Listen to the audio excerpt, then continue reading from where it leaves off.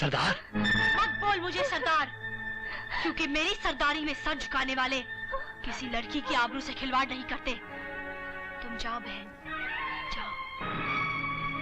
मंगला, तूने इस भूखे भेड़िए के मुंह से हड्डी छीनी है, अब इस भेड़िए की भूख तू मिटाएगी। लखनऊ छोड़, छोड़ लखनऊ। लखनऊ नहीं छोड़ेगा तुझे। होश में आ, छोड़, छोड़ लखनऊ। मंगला, लखनऊ। बस लखनऊ, तूने मेरा चेहरा नहीं, अपनी मौत देखी है। चाचा, वो देखो।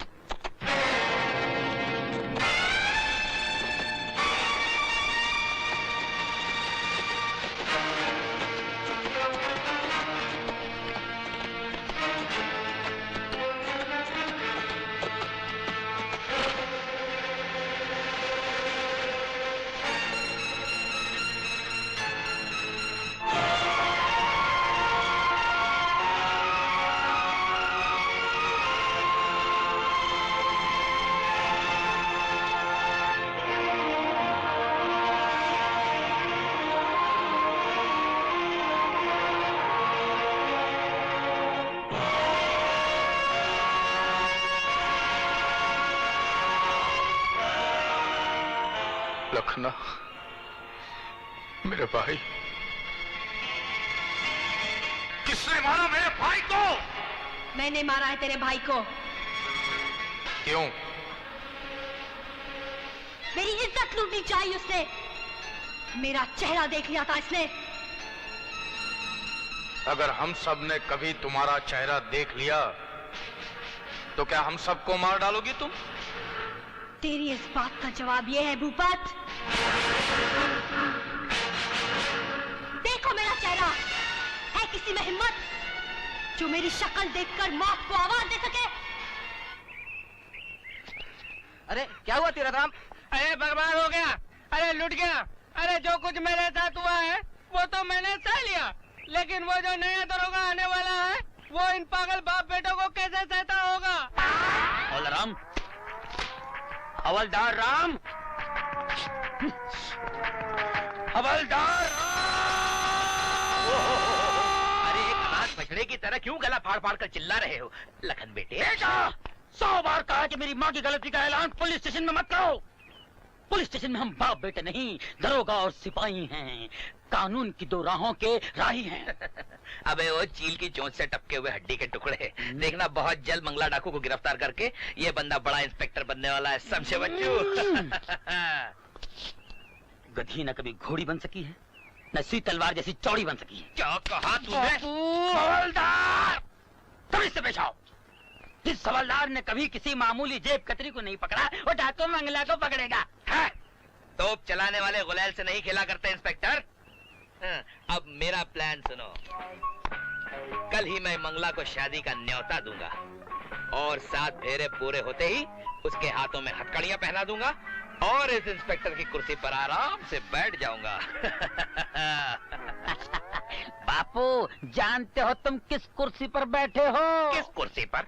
इस कुर्सी पर बैठने वाले तमाम दरोगाओं को जान से मारने की धमकी दी है डाकू मंगला ने, समझे? और एक बात और सुन लो बापू, मंगला कभी शादी करेगी ही नहीं, समझे?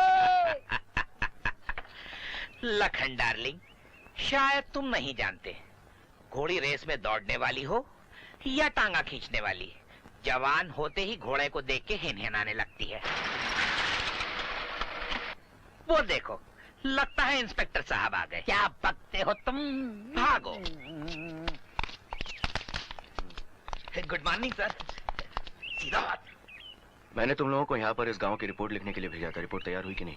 सर, लिखकर कागज खराब करने की क्या जरूरत है सर, सब कुछ जबानी सुन लीजिए, नो प्रॉब्लम। सुनाओ। आइए ना, आइए ना, अंदर आइए। आइए सर, इस गांव की बकरियां साल में 4-4 बार बच्चे देती है सर, बॉस।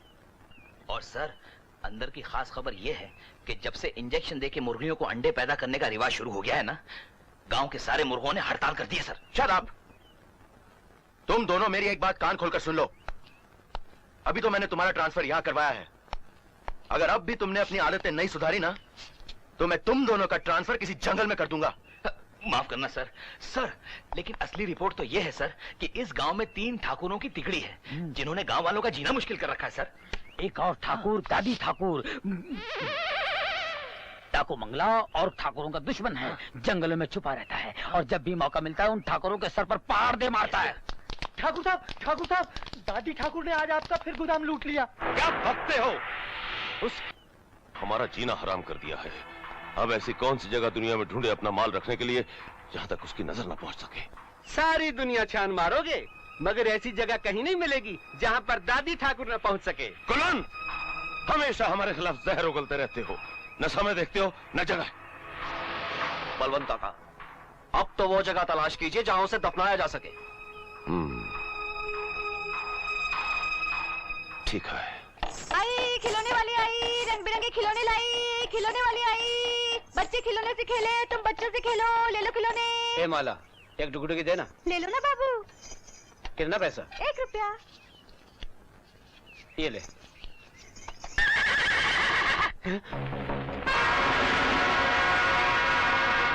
चल बेटा।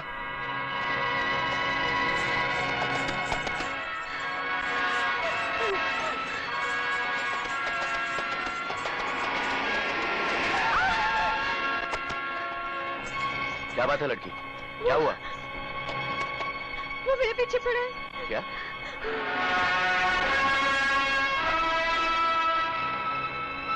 ओ मिस्टर घोड़े वाले।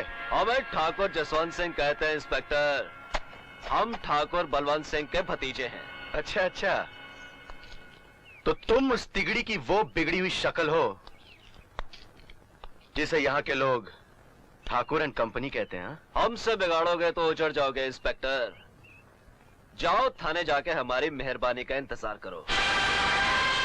अगर इस डंडे ने तुम पर मेहरबानी कर दी ना तो तुम्हारी चाल बदल जाएगी। चले जाओ। सुना नहीं तुमने? चले जाओ।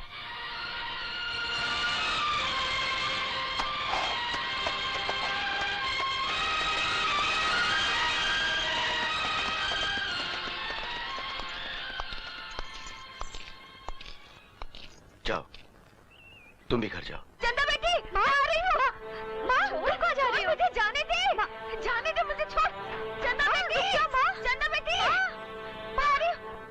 छोड़ मुझे, वहाँ गोलियाँ चल रही है। चंदा बेटी डाकू मंगला से लड़ रही है। माँ, चंदा दीदी को डाकू मंगला ने मार डाला है। मेरी बेटी को कोई नहीं मार सकता। चंदा बेटी डाकू मंगला से लड़ रही है। मैं उसकी टोपी देने जा रही हूँ। बोले पुलिस वाला टोपी बिना गोली चलाए अच्छा थोड़ी दिखता है। मैं आती हूँ। माँ, तुझे याद है जाते समय दीदी ने क्या कहा था? क्या कहा था? समय पर दवाई ले लेना। हाँ, कहा तो था। तू अंदर जाके दवाई पी। ये टोपी मैं देकर आती हूँ। नहीं, लेकिन उसकी बात भी मैं कैसे टालूं? हाँ माँ, तू जाकर दवा पी। ये टोपी मैं दीदी को दे आऊंगी। अच्छा।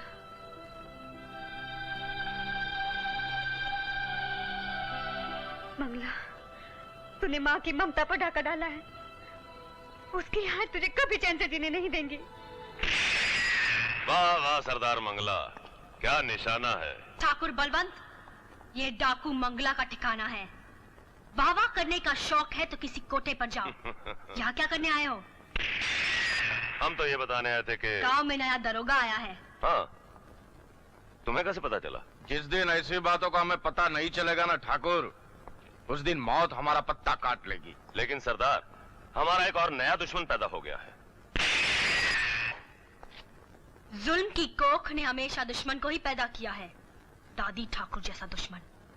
क्यों? वही है ना तुम्हारा दुश्मन? हाँ? हम चाहते हैं वो तड़प तड़प के मरे, अंधा होके गली गली भीख मांगे। वो सिर्फ तुम्हारा ही दुश्मन नहीं, हमारा भी दुश्मन है। मगर ये मत भूलो ठाकुर कि सांप अंधा रहकर भी जिंदा रहता है और मौका पाकर डस भी लेता है। इसीलिए उसे मार डालना बहुत जरूरी है। उसे मारने का मौका कल मिल सकता है सरदार, क्योंकि कल हमारा माल सरहद के पार जा रहा है।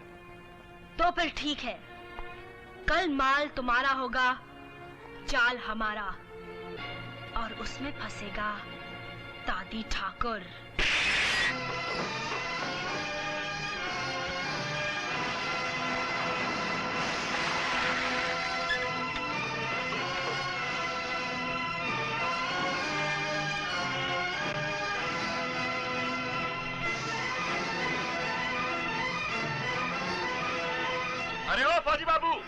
गाड़ी जरा किनारे लगाओ ना, हमको गांव जाना है। गांव की तरफ बढ़ने वाले तुम लोगों के पैर अब सीधा जेल की तरफ जाने वाले रास्ते पर चलेंगे, समझे?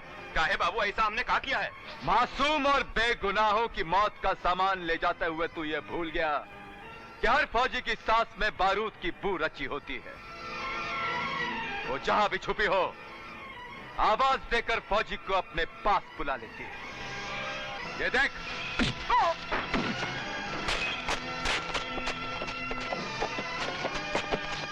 ए फौजी, तू आदमी नहीं है रे, दर्द है, वो भी साले आधे सर का। और तेरा ये दर्द मिटाने के लिए तेरे सर पे मौत का बाम लगाना बहुत जरूरी है। और तू वो नासूर है जिसे नर्क कहते हैं, नर्क। और इस नर्क की आग को बुझाने के लिए सागर की नहीं, किसी गरीब के सिर्फ एक आंसू की जरूरत है। और ये भी जरूरी था, इन हत्यारों की खबर तुझ तक पहुँचे। तू आए, अब हम तुझे मारकर हमेशा के लिए भूल जाएंगे। अगर तुझे इतना ही घमंड है अपनी चाल पर, तो फिर चला गोली और देख मौत किसे मिलती है और जिंदा कौन रहता है। जिंदा मैं रहूंगी क्योंकि बंदूक मेरे हाथ में है, और मरेगा तू क्योंकि निशाने पर तू है तू।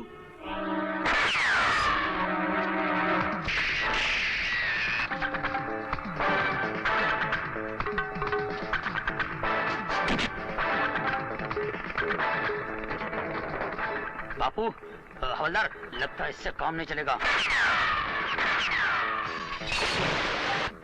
अरे क्या कर रहा है? फट जाएगा, फेंक जल्दी।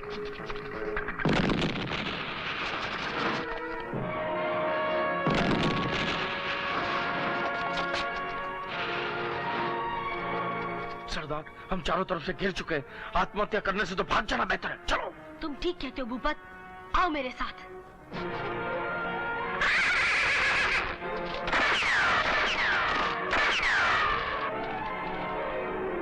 जल्दी पीछा करो।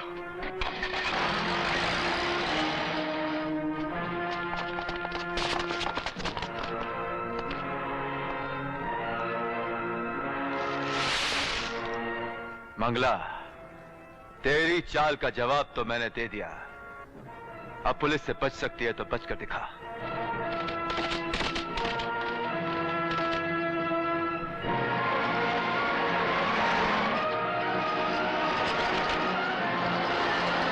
रुको, चलो।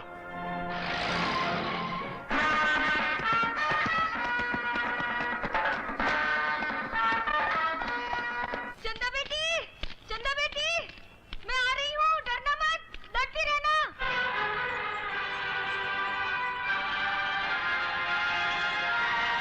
तेरा नकाब तुझे धोखा दे गया मंगला।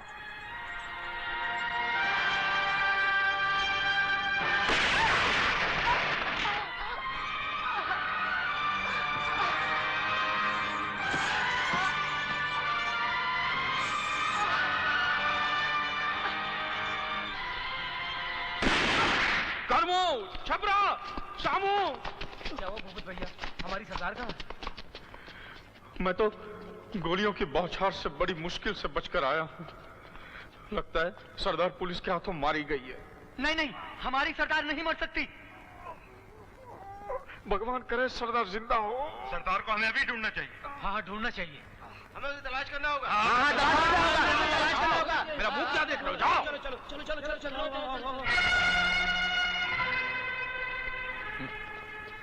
तुम लोगों ने सरदार का मुंह जिंदगी भर नहीं देखा, तो उसकी लाश को क्या खाक पहचानोगे? ढूंढते ढूंढते थक जाओगे और आखिर में मुझे ही सरदार बनाओगे।